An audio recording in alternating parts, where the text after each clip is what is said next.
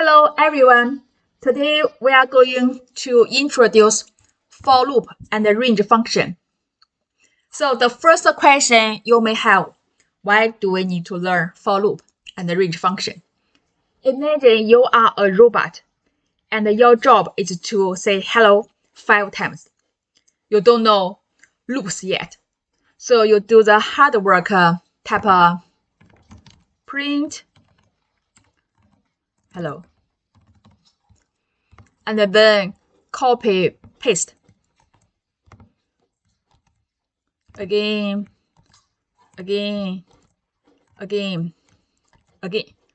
Let's run the program. So we see 5 hellos. So suddenly the boss shows up and says, say hello 100 times. Suddenly your keyboard feels like it's crying. It's too long, too boring, and your copy-paste skills are suffering. That's when the magical idea appears. What if Python could just do the boring repeating for you? Instead of acting like a copy-paste machine, we tell Python, hey, you do the repeating. I'm going to relax. That's where loops are born. So let's create a for loop. For I in range 5, print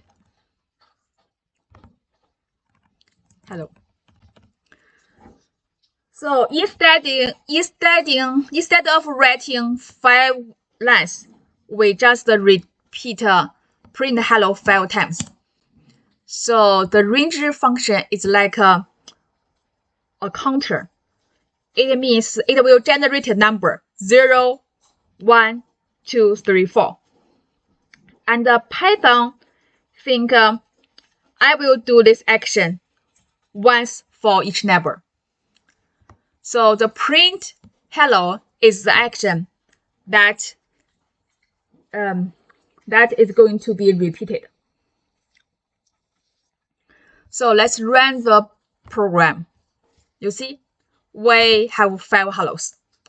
So let's change the number. Instead of 5, we use 10. How many hellos should we have? 10. What about 100? Yeah, now we have 100 hellos.